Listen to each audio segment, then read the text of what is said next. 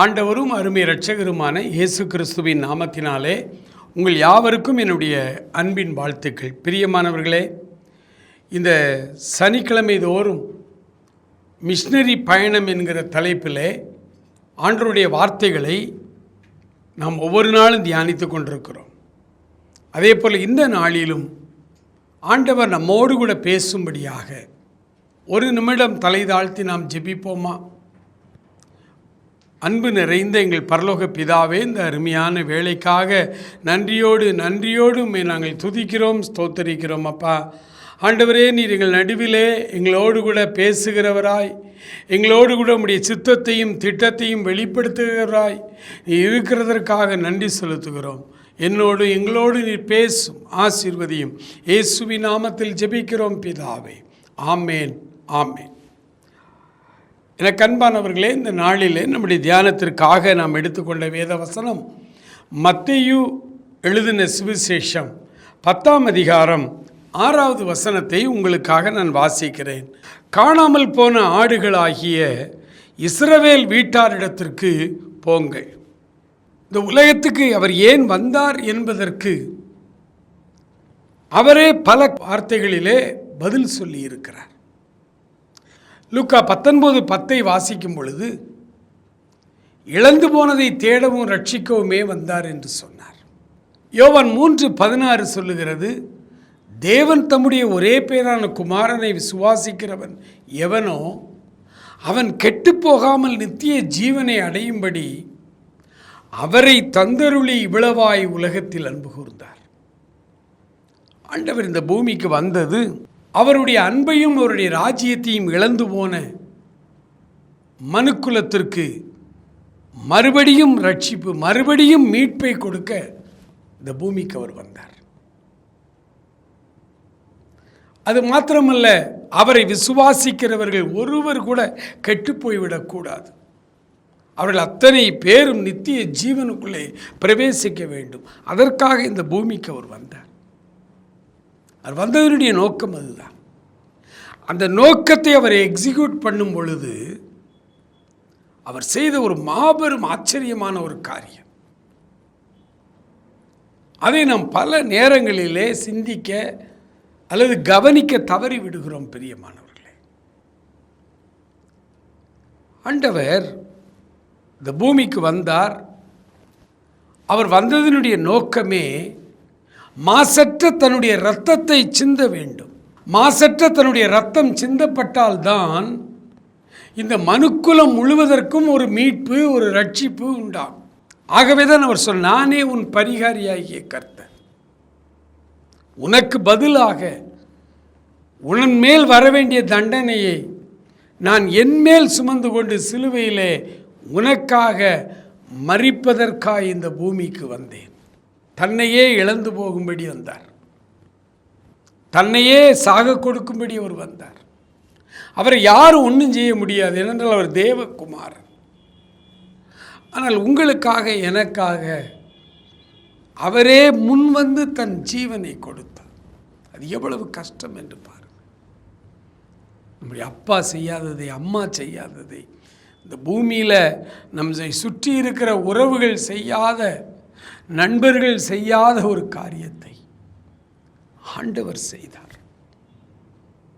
ஆண்டவர் செய்தார். அதற்காக இந்த பூமிக்கு அவர் வந்தார். அவர் தன் இரத்தத்தை சிந்தி நமக்கெல்லாம் ஒரு பாவ மன்னிப்பை ஏற்படுத்தும்படி வந்தவர். அந்த வேலையை மாத்திரம் தானே செய்யணும். அவர் வந்ததே அதற்குத்தான். ஆனால் உங்களுக்கும் எனக்கும் ஒரு பெரிய ரோல் மாடலாய் அவர் வந்தார். நீங்களும் நானும் எப்படி வாழ வேண்டும்? இந்த பூமியிலே நம்ம கொடுக்கப்பட்டிருக்கிற வாழ்நாள் கொஞ்சம். அந்த கொஞ்ச காலத்திலே நீங்களும் நானும் அவருடைய பிள்ளைகளாக இந்த பூமியிலே நாம் வாழ வேண்டுமானால் நாம் எப்படி வாழ வேண்டும், நாம் என்ன செய்ய வேண்டும், என்ன செய்யக்கூடாது என்பதை தன் வாழ்க்கை மூலமாக அவர் காண்பித்து போனார்.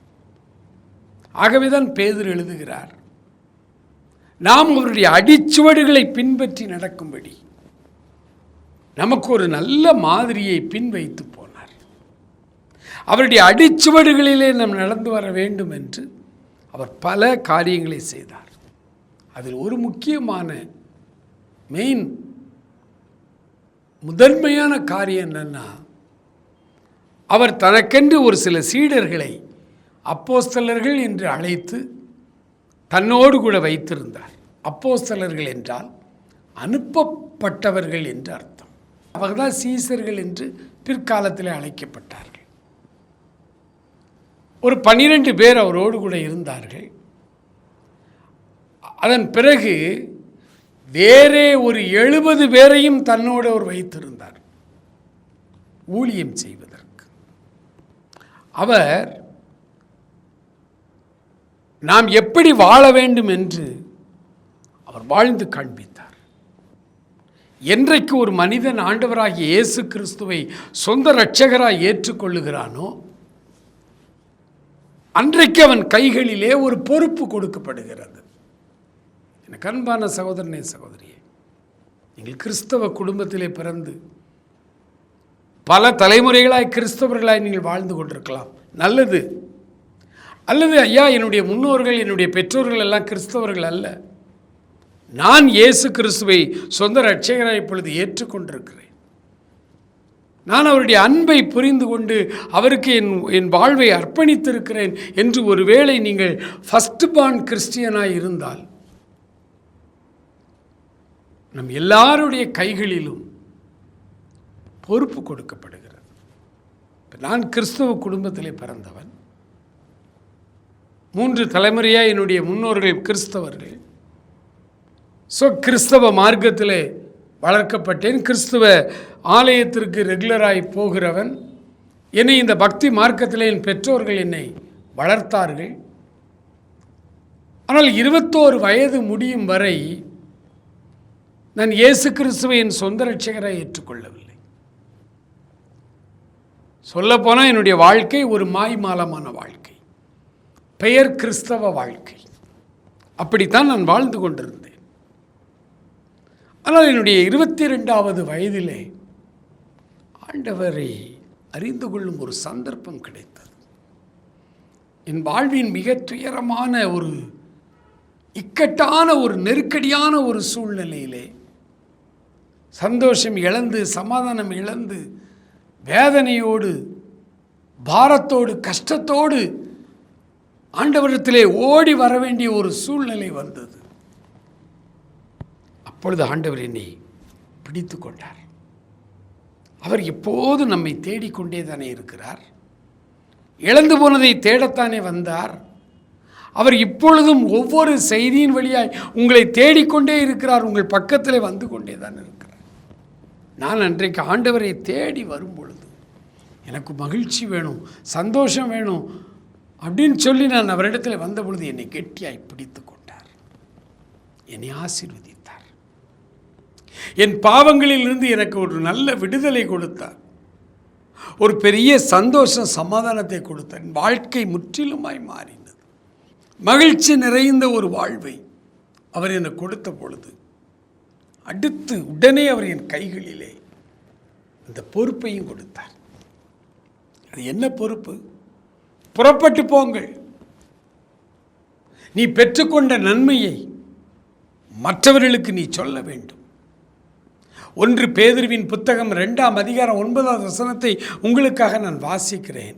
நீங்களோ உங்களை அந்தகாரத்தில் நின்று தம்முடைய ஆச்சரியமான ஒளியினிடத்திற்கு வரவழைத்தவருடைய புண்ணியங்களை அறிவிக்கும்படி தெரிந்து கொள்ளப்பட்ட சந்ததியாயும் ராஜரீகமான ஆசாரிய கூட்டமாயும் பரிசுத்த ஜாதியாயும் அவருக்கு சொந்தமான ஜனமாயும் இருக்கிறீர்கள். என்றைக்கு ஆண்டவரை நான் ஏற்றுக்கொண்டு இந்த புது வாழ்வுக்கு நான் வந்தேனோ, இருட்டிலிருந்து நான் எப்பொழுது இந்த வெளிச்சத்துக்கு வந்தேனோ அந்த நிமிடத்திலே ஆண்டவர் என் கைகளிலே ஒரு பொறுப்பை தருகிறார், ஒரு வேலையை கட்டளையிடுகிறார். அந்த வேலையை சிலரை முழு நேரமாய் அந்த வேலையை மட்டுத்தாயா நீ செய்யணும், அப்படி கொஞ்சம் பேரை அழைக்கிறார். ஆனால் ரொம்ப பேரை அதே வேலை அதுதான், ஆனால் உலக பிரகாரமாக அவர்களுக்கு வேறு வேறு வேலையை கொடுக்கிறார். நான் ஆசிரியராய் பணியாற்றி கொண்டு அரசு பள்ளியிலே, மேல்நிலை பள்ளியில் ஆசிரியராய் வேலை செய்து கொண்டே ஆண்டவருடைய ஊழியத்தை, அந்த பொறுப்பை என் கையில் கொடுத்த அந்த வேலையை நான் செய்து இவ்வளோ நாள் செய்து கொண்டிருந்தேன். இப்பொழுது விருப்ப ஓய்வு கொடுத்து விட்டு முழு நேரமாக இந்த வேலையை செய்து கொண்டிருக்கிறேன். சிலரை டாக்டர்களை அழைக்கிறார், அட்வொகேட்ஸை அழைத்திருக்கிறார். பாளையங்கோட்டை சமாதானபுரத்திலே ஒரு அருமையான வாலிபன் ரொம்ப வருஷத்துக்கு முன்பாக இருந்தார். அவர் திருநெல்வேலி மாவட்ட நீதிமன்றத்திலே அவர் வழக்கறிஞராய் பணியாற்றி கொண்டிருந்த பொழுது ஆண்டவரை சொந்த ரட்சகராய் ஏற்றுக்கொண்டார். அதிகமாய் தேவ சமூகத்திலே ஜெபிக்க ஆரம்பித்த பொழுது ஆண்டவர் இந்த பொறுப்பை அவர் கையில் கொடுத்தார். நீ என் வேலையை செய்யணும், நீ உலக பிரகாரமாய் உன் குடும்பத்திற்காக நீ உழைக்கணும், சம்பாதிக்கணும். அதே நேரத்தில் இந்த வேலையை நீ என்னுடைய பிள்ளைன்னு அந்த வேலையை செய்தாகணும்னு சொல்லும் பொழுது அவர் பார்த்தார், இந்த தொழில், இந்த வக்கீல் தொழில் நிறைய பொய் சொல்ல வேண்டியிருக்கிறது. ஆகவே நான் வேலையை விட்டு ஆண்டவருடைய வேலை செய்யணும், ஆனால் என்னுடைய குடும்பத்திற்கு நான் சம்பாதிக்கணும்னு சொல்லி பம்பாய்க்கு சென்றார். அங்கே ஒரு கம்பெனியில் சிஏவாக அந்த கணக்காளர் படிப்பு படித்திருந்த பட்டய படிப்பு படித்திருந்ததினால் அவர் ஒரு ஆடிட்டராக ஒரு கம்பெனியில் வேலைக்கு சேர்ந்தார். இன்று வரை ஆடிட்டராக இருக்கிறார். ஆனால் கடவுளுடைய ஊழியத்தையும் செய்து கொண்டிருக்கிறார். பெரும்பாலான மக்களை ஆண்டவர் உலக பிரகாரமான பலவிதமான வேலைகளிலே வைத்து கொண்டுதான் தன்னுடைய வேலையை செய்து கொண்டு, எல்லாருக்கும் அந்த பொறுப்பு உண்டுங்க. அழைக்கப்பட்டவர்கள் நாங்கள் தான், அழைக்கப்பட்டவர்கள் முழு நேர ஊழியர்கள் தான். இப்படி ஒரு முட்டாள்தனமான மூட நம்பிக்கை கூட கிறிஸ்தவத்தில் இருக்குது. முழு நேரமாய் வந்தால் தான் ஊழியம், முழு நேரமாய்த்தான் செய்ய வேண்டாம். கிறிஸ்தவர்கள் எல்லாருமே ஒரு வேலையும் செய்யாமல் அவ்வளோ பேரும் ஊழியக்காரங்களாக வந்தால், ஒரு சரீரம்னா நிறைய உறுப்புகள் இருக்கும், ஒவ்வொரு உறுப்புக்கும் ஒவ்வொரு வேலை, டிசைனிங் அழகாக டிசைன் பண்ணுறவர். அப்படித்தான் நீ நம்பி வைத்திருக்கிறார். ஆனால் இந்த பொறுப்பு ஒன்று தான். அதில் பெரிய பொறுப்பு சின்ன பொறுப்பு அப்படிலாம் இல்லை. பெரிய ஊழியக்காரர் சின்ன ஊழியக்காரர் அப்படிலாம் கிடையாது. கையில் ஒரு பொறுப்பு கொடுத்துருக்கிறார். ஒரே ஒரு வார்த்தை தான், புறப்பட்டு போங்கள். சிலரை பகுதி நேர ஊழியம் செய்ய அழைத்திருக்கிறார். பழைய ஏற்பாட்டு பைபிளில் நீங்கள் படித்தீங்கன்னா ஆண்டவர் அழைத்த ஊழியம் செய்த அத்தனை பேருமே பகுதி நேர ஊழியர்கள் தான். பழைய ஏற்பாட்டில் ராஜாக்கள், தாவீது ராஜா ஊழியம் செய்தார், சாலமோன் ராஜா ஆலயம் கட்டினார், தானியேல் முதல் மந்திரி ஊழியம் செய்தார், எஸ்ரா, நெகேமியா கட்டடங்களை கட்டிக்கொண்டே ஊழியம் செய்தார்கள். பழைய ஏற்பாட்டில் ஆபிரகாம் ஆடு மாடு மேய்க்கிற தொழில், அந்த வேலையை செய்து கொண்டே ஊழியம் செய்தார். ஈசாக்கு, யாக்கோபு விவசாயம் செய்து கொண்டே ஊழியம் செய்தார்கள். தேசத்தின் உயர்ந்த அதிபதியாக இருந்தான் யோசேப்பு, ஊழியம் செய்தார். பைபிளில் யார் தான் ஆண்டவருடைய வேலையை செய்யல? ஆண்டவருடைய வேலையை செய்ய வேண்டும் என்கிற இந்த அழைப்பு எல்லாருக்கும், இது அழைப்பு இல்லை, பொறுப்பு கொடுக்கப்பட்டிருக்கிறது. ஒரு சிலரை புதிய ஏற்பாட்டில் அப்பாயின்மெண்ட் கொடுத்து அந்தந்த வேலைக்கு சுவிசேஷகனாய் நீ முழு நேரமாக வேலை செய்ய அப்படின்னு அப்பாயின்மெண்ட் கொடுத்துருக்கார். அது அழைப்பு. சிலரை அப்போஸ்தலராக, சிலரை தீர்க்கர்களாக, சிலரை போதகர்களாக, மெய்ப்பராக, சிலரை சுவிசேஷகர்களாக அவர் திருச்சபையிலே உருவாக்கி வைத்திருக்கிறார். எல்லாருமா அப்போஸ்தலர்கள், எல்லாருமா முழு நேர ஊழியர்கள்? இல்லை. ஆனால் அந்த திருச்சபைக்கு வருகிற அத்தனை பேருமே ஊழியக்காரர்கள், லேவியர்கள், ஆசாரியர்கள். ஆனால் எப்படி கொண்டு வந்துட்டாங்க புதிய ஏற்பாட்டில்? இன்றைக்கி நாங்கள் ஊழியக்காரர்கள், நீங்கள் விசுவாசிகள். ஏன் விசுவாசி அப்படிமா? ஒரு போதகரை நீங்கள் எடுத்துக்கிட்டிங்கன்னா, ஒரு சபை வச்சுருப்பார், அவருக்கு ஒரு 100 பேர் வரும், 100 விசுவாசி என்னுடைய சபையில். அவங்க விசுவாசிகள். இப்போ இவர் அவிசுவாசியா? எல்லாரும் தானே விசுவாசிகள். நான் இன்னொரு வசனத்தை உங்களுக்காய் வாசிக்கிறேன். வெளிப்படுத்தின விசேஷம் 1ஆம் அதிகாரம் 6வது வசனம் இவ்விதமாய் சொல்லுகிறது, நம்மிடத்தில் அன்பு கூர்ந்து தமது இரத்தத்தினாலே நம்மை பாவமர கழுவி தம்முடைய பிதாவாகிய தெய்வத்துக்கு முன்பாக நம்மை ராஜாக்களும் ஆசாரியர்களும் ஆக்கின அவருக்கு கனமும் வல்லமையும் துதியும் என்னென்னைக்கும் உண்டாவதாக. ஆண்டவர் இந்த புதிய ஏற்பாட்டு திருச்சபையிலே அவருடைய இரத்தத்தால் கழுவப்பட்ட அத்தனை பேருமே ஆசாரியர்கள், ஊழியம் செய்ய அழைக்கப்பட்டவர்கள். சபையில் பாஸ்டர் இருக்காருன்னா பாஸ்டர் தான் ஊழியர், மற்றவங்கெல்லாம் விசுவாசிகள். இது பழைய ஏற்பாட்டு முறைமை. அந்த பழைய ஏற்பாட்டு முறைமைக்குள்ளே நம்மளை கொண்டு போகிற எதுக்கையும் நம்ம சம்மதிக்கக்கூடாது. திருச்சபையில் இருக்கிற அத்தனை பேரும் ஊழியக்காரர்கள். ஆண்டவர் அதில் ஒருத்தரை நம்மை வழிநடத்த அப்பாயின்மெண்ட் கொடுத்து வச்சுருக்கார். நம் எல்லார் கையிலும் சுவிசேஷ ஊழியம் இருக்குது, அந்த பொறுப்பு இருக்கிறது. அந்த பொறுப்பை செய்யணும். அதான் அவர் சொல்கிறாரு, புறப்பட்டு போங்கள். தன்னிடத்தில் வருகிற சீஷர்களை சீடர்களாய் உருவாக்கும் பொழுதே அவருக்கு கொடுத்த வேலை, நீங்கள் புறப்பட்டு போங்கள். இந்த புறப்பட்டு போங்கள் என்பதற்கு பெயர் தான் மிஷினரி பணி. அவர் எப்படி சொல்கிறார் பாருங்க, மத்தேயு 10:6 அவர் சொல்கிறாரு, நீங்கள் புறப்பட்டு போங்கள் என்று அவர் சொல்லுகிறார். அது எப்படி போகணுமா? காணாமல் போன ஆடுகளாகிய இஸ்ரேல் வீட்டாரிடத்திற்கு போங்கள். நீங்கள் புறப்பட்டு போங்கள் என்பது ஜெனரல், எல்லாருக்கும் பொதுவானது. அழைப்பு, பொறுப்பு, கடமை. ஆண்டவரை ஏற்றுக்கொண்டு விட்டோமா, அவருடைய சொந்த மகனாய் மகளாய் அந்த உணர்வு நமக்குள்ளே வரும் பொழுது அடுத்த ஆண்டவர் நம்முடைய கையில் கொடுத்த பொறுப்பை எடுத்துக்கொண்டு நம்ம புறப்பட்டு போகணும். எங்கே போகணும்? ஃபஸ்ட்டு நம்ம சொந்தக்காரங்களுக்கு நடுவில் நம்ம சாட்சியாய் வாழ்ந்து அவர்களை கிறிஸ்துவுக்குள் அவர்களும் வரணும். கிறிஸ்துவுக்குள் அவர்களும் வரணும்.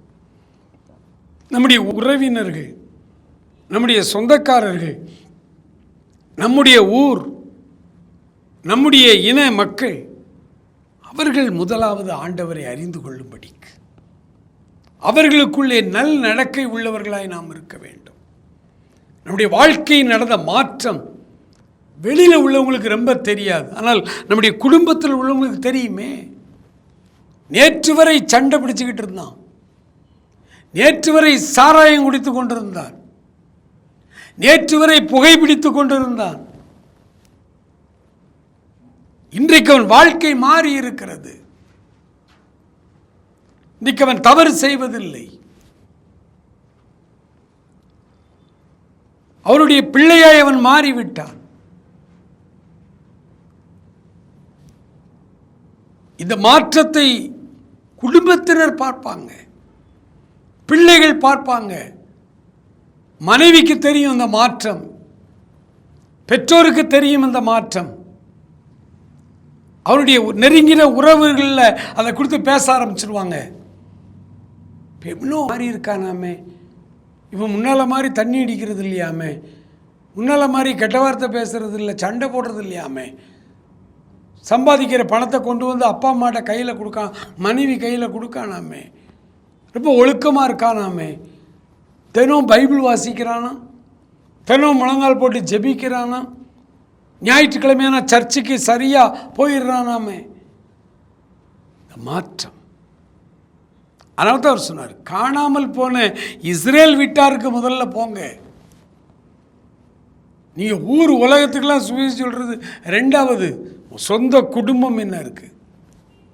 சொந்த குடும்பத்தை நீ சரியாய் நடத்த அறியாதவன் நீ தேவனுடைய திருச்சபையை எப்படி நடத்துவாய்? இன்னைக்கு இருக்கிற எல்லா திருச்சபை தலைவர்களையும் பார்த்து இந்த கேள்வியை கேட்டு பாருங்க. திருச்சபையை நடத்துகிற நீங்கள் உங்கள் சொந்த குடும்பம் எப்படி இருக்கிறது? அதற்கு யார் இரத்த பழி ஏற்பது? அதற்கு யார் பொறுப்பு? நம்முடைய கைகளில் 1000 விசுவாசிகள் 1000 உறுப்பினர்களை கொண்ட ஒரு திருச்சபை ஆண்டவர் கொடுத்திருக்கலாம். அவர்கள் மேல் உள்ள கணக்கு மட்டும் ஆண்டவர் கேட்க மாட்டார். நம்முடைய குடும்பம். அதனால தான் ஆண்டவர் சொன்னார் சீசர்கள்ட்ட, நீங்கள் புறப்பட்டு போங்கள், காணாமல் போன இஸ்ரவேல் ஆடுகளாகிய இஸ்ரவேல் வீட்டாரிடத்திற்கு நீங்கள் போங்கள். அதன் பிறகு ஆண்டவர் நம்முடைய குடும்பங்களிலே இந்த மாற்றங்கள் உருவாக ஆரம்பிச்சிடும். உங்கள் கிராமம் உங்களை புரிந்து கொள்ளும். உங்களுடைய கிராமத்தில் உள்ள எல்லாருக்கும் உங்களுடைய மாற்றம் புது வாழ்வு தெரிஞ்சிடும். அதன் பிறகு 2வது ஆண்டவர் சொல்றாரு, மத்தேயு 21ஆம் அதிகாரம் அதில் 2வது வசனத்தை உங்களுக்காக நான் வாசிக்கிறேன். உங்களுக்கு எதிரே இருக்கிற கிராமத்துக்கு போங்கள். இஸ்ரேலுக்கு தாயாய் நான் எழும்பும் அளவும் இந்த கிராமங்கள் பாழாய் போய் கொண்டிருக்கிறது. நகரங்களிலேயே இன்றைக்கு ஏராளமான திருச்சபைகள், ஆனால் கிராமங்களை கவனிப்பதற்கு ஆட்கள் இல்லை. திருநெல்வேலி மாவட்டம் பாளையங்கோட்டை என்றாலே கிறிஸ்தவர்கள் நிறைந்த பகுதி.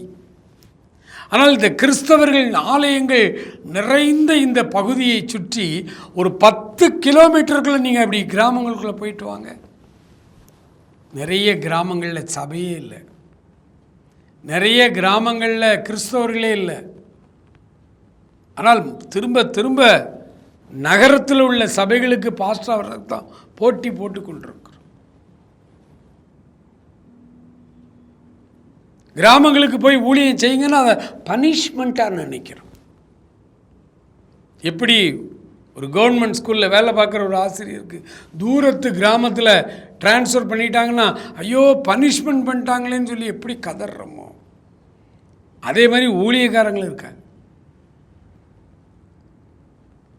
நகரங்களிலேயே போட்டி போடுகிறவர்கள், தெருவுக்கு 4 சபை, நெருக்கமாக இருப்பார்கள். ஆனால் கிராமங்களுக்கு போவதற்கு ஆட்கள் இல்லை. ஆண்டவர் அழகாக சொன்னார், முதல்ல உன்னுடைய இந்த பொறுப்பை நீ கையில் வாங்கும் பொழுது, ஆண்டவரை சொந்த ரட்சகராக ஏற்றுக்கொண்ட பொழுது எல்லார் கையிலையும் ஒரு பொறுப்பு இருக்குது. அதுக்கு பேர் மிஷினரி பணி. அந்த மிஷினரி பணி முதல்ல எங்கே தொடங்கணும்னா உன்னுடைய உறவினர்கள் நடுவில், உன் குடும்பம் உன்னை பற்றி சாட்சி சொல்லணும், உன் கூட பிறந்தவங்க உன்னை நம்பணும், உன்னுடைய கிராமத்தில் இது ஒரு அசைவை உண்டாக்கணும். நீ ஆண்டவரை ஏற்றுக்கொண்டது உன்னை சுற்றி இருக்கிறவர்கள் நடுவில் ஒரு பெரிய மாற்றத்தை உண்டாக்கணும், ஒரு பயத்தை உண்டாக்கணும், ஒரு அசைவை உண்டாக்கணும். ஐயோ இப்படி மோசமாக இருந்த இந்த மனுஷன் இன்னைக்கு இப்படி திருந்தி இருக்காருன்னு சொல்லி நம்மை சுற்றி உள்ளவர்கள், நம்முடைய பிள்ளைகள், மனைவி, நம்முடைய பெற்றோர், நம்முடைய கூட பிறந்தவர்கள் நம்மை குறித்து நல்ல சாட்சி கொடுக்கணும். அப்படி நம்ம காணாமல் போன ஆடுகளாக இஸ்ரேல் வீட்டார் நம்முடைய சொந்தக்காரர்களிடத்தில் நம்ம இந்த மாற்றத்தை உருவாக, இந்த மாற்றங்கள் உருவாகி கொண்டிருக்கும் பொழுது ஆண்டவர் இந்த பொறுப்பின் அடுத்த கட்டம் சொல்கிறாரு. எதிரே இருக்கிற நகரத்திற்கு போங்கள்னு அவர் சொல்லலை, எதிரே இருக்கிற கிராமங்களுக்கு போங்கள். அங்கே நிறைய ஆத்துமாக்கள் கட்டப்பட்டிருக்கிறது, பாவத்தினால் கட்டப்பட்டிருக்கிறது, சாபத்தினால் கட்டப்பட்டிருக்கிறது, வியாதிகளால் கட்டப்பட்டிருக்கிறது. அது மாத்திரமல்ல, அநேக மூட பழக்க வழக்கங்களினால் கட்டப்பட்டிருக்கிறது. கட்டப்பட்டிருக்கிற ஆத்துமாக்களை கட்டவிழ்த்து விடுதலையாக்க வேண்டியது இந்த பொறுப்பை கையில் வாங்கி இருக்கிற நம் ஒவ்வொருவருடைய வேலை. எதிரே இருக்கிற கிராமங்களுக்கு போவோமா? ஒரு முறை மும்பையில் CNI திருச்சபையில் பிரசங்கிக்க நான் அழைக்கப்பட்டிருந்தேன். ரொம்ப வருடங்களுக்கு முன்பு, கிட்டத்தட்ட ஒரு 20 வருடத்திற்கு முன்பு அங்கே போயிருந்தேன். அப்போ ஒரு திருச்சபையிலே கன்வென்ஷன், 3 நாள் கன்வென்ஷன் பேசி கொண்டிருந்த பொழுது நான் அவர்களோடு கூட மும்பை பட்டணத்தில் இத்தனை ஆலயங்கள், இத்தனை கிறிஸ்தவர்கள் நீங்கள் இருக்கிறீங்க, ஆனால் புனேக்கும் பம்பாய்க்கும் இடையில் உள்ள கிட்டத்தட்ட ஒரு 40 கிலோமீட்டர் இருக்கிற அந்த பகுதியில் உள்ள கிராமங்களில் ஒரு கிறிஸ்தவர்கள் கூட இல்லாமல் இருக்கிறாங்க. இன்னும் இந்த கிராமங்களில் தொழில் செய்து பிழைப்பதற்காய் தென் மாவட்டத்திலிருந்து சில கிறிஸ்தவர்கள் கூட வந்திருக்கிறாங்க. ஆனால் அவங்க வீட்டில் போய் ஜெபிக்க, வாரம் அவர்களுக்கு போய் செய்தி சொல்ல, ஒரு சபை மாதிரி நடத்துவதற்கு நிறைய குடும்பங்கள் அங்கே ஆயத்தமாக இருக்குது, போவதற்கு ஆட்கள் இல்லை என்று நான் பிரசங்கித்து கொண்டிருந்தேன். பிரசங்கம் முடிந்து நான் தங்கும் இடத்துக்கு வந்து நான் ஓய்வெடுத்து கொண்டிருந்த பொழுது அந்த சபையில் உள்ள ஆண்கள் ஐக்கிய சங்கத்திலிருந்து ஒரு 7-8 வாலிபர்கள் மட்டுமில்லை, திருமணமானவர்களும் வந்திருந்தார்கள். எல்லாரும் வந்துட்டாங்க. என்ன ஐயா வந்தீங்கன்னு கேட்டேன். பிரதர், செய்தியில் நீங்கள் சொன்ன ஒரு காரியம் எங்களை அப்படியே உலுக்கிட்டு, புனேயிலிருந்து இந்த 40 கிலோமீட்டர் சரௌண்டிங், இந்த பம்பாய் வரைக்குள்ள இடைப்பட்ட இந்த கிராமத்தில் பல முறை காரில் போயிருக்கிறோம். ஆனால் இந்த கிராமங்களுக்கு நாங்கள் போனதே இல்லை. சொல்லுங்க பிரதர், அந்த கிராமத்தில் போய் நாங்கள் என்ன செய்யணும்? அவர்களுக்கு எப்படி ஊழியம் செய்வது என்று சொல்லி அவர்களோடு பேச ஆரம்பித்து ஜெபித்தோம். அதன் பிறகு நான் வந்து விட்டேன். ஒரு சில வருடங்கள் கழித்து மறுபடியும் அதே மும்பை பட்டணத்தில் வேறொரு சபைக்கு நான் போயிருந்தேன். அப்பொழுது அந்த வாலிபர்கள், அந்த ஆண்கள் என்னை தேடி வந்தார்கள். அதில் ஒரு சிலர் வந்தார்கள். வந்து சொன்னாங்க, அண்ணே, போன முறை நீங்கள் வந்தபோது சொன்னீங்க, இப்போ நாங்கள் 4-5 இடங்களில் ஊழியம் செய்துக்கிட்டுருக்குறோம், 4-5 கிராமங்களை சந்திக்கிறோம். உள்ளே போய் பார்த்த பிறதான் தெரியுது நீங்கள் சொன்னது எவ்வளோ உண்மை என்று. நிறைய ஆட்கள் தேவை, அறுப்பு மிகுதி, வேலையாட்களோ கொஞ்சம். என கண்பானவர்களே, ஆண்டவருடைய வார்த்தைகளை கவனமாய் கேளுங்கள். ஆண்டவர் எதிரே இருக்கிற கிராமங்களுக்கு போங்கள் என்று சொல்லுங்கள். இந்த பொறுப்பை பெற்ற நீங்களும் நானும் ஏதோ ஒரு ஆவிக்குரிய சபையில் விசுவாசி என்கிற பட்டத்தில் அப்படியே உட்கார்ந்து கொண்டிருக்கிறோம். கையில் உள்ள பொறுப்புக்கு நீங்கள் கணக்கு சொல்லணும். ஆண்டவருடைய சமூகத்தில் உங்களை ஒப்பு கொடுப்பீங்களா? மகா இரக்கம் உள்ள எங்கள் ஆண்டவரே, நன்றி நிறைந்த உள்ளத்தோடு நாங்கள் துதிக்கிறோம், ஸ்தோத்தரிக்கிறோம். அப்பா, காணாமல் போன இஸ்ரேல் மக்களிடத்திலே போங்கள் என்று சொன்னீங்க. நாங்கள் மறந்திரும்பின இந்த அனுபவம், நாங்கள் ரட்சிக்கப்பட்ட இந்த அனுபவம், எங்கள் வாழ்க்கை முற்றிலுமாய் மாறின அந்த அனுபவம், எங்கள் குடும்பத்தையும் எங்கள் அயலகத்தாரையும் எங்கள் தெருவையும் எங்கள் கிராமத்தையும் அசைக்கட்டும். ஒருவேளை நகரங்களில் இருந்தால் எங்கள் பக்கத்து வீட்டுக்காரர்களுக்கு இந்த எங்களுடைய வாழ்வின் இந்த மாற்றம் தெள்ள தெளிவாய் இருக்கட்டும், எங்களுடைய சாட்சியின் வாழ்வு. அதன் பிறகு நாங்கள் எதிரே இருக்கிற கிராமங்களுக்கு போக எங்களுக்கு உதவி செய்யும். தேவையோடு இருக்கிற மக்கள் உண்டு, ஆறுதலாய் எங்களுக்கு ஆறுதல் சொல்ல ஆட்கள் இல்லை என்று கதறுகிற கிராம மக்கள் உண்டு. அந்த கிராமங்களிலே சென்று ஊழியம் செய்ய எங்களுக்கு உதவி செய்யும் அப்பா. அப்படி செய்து கொண்டிருக்கிற 1000 தேவ மனிதர்களுக்காய் நன்றி செலுத்துகிறோம். தொடர்ந்து இந்த மிஷினரி பணியில் நீங்கள் ஒவ்வொருவரையும் எடுத்து பயன்படுத்தும், ஆசீர்வதியும். இயேசு கிறிஸ்துவின் நல்ல நாமத்தில் ஜெபிக்கிறோம் எங்கள் அருமை பிதாவே. ஆமேன், ஆமேன்.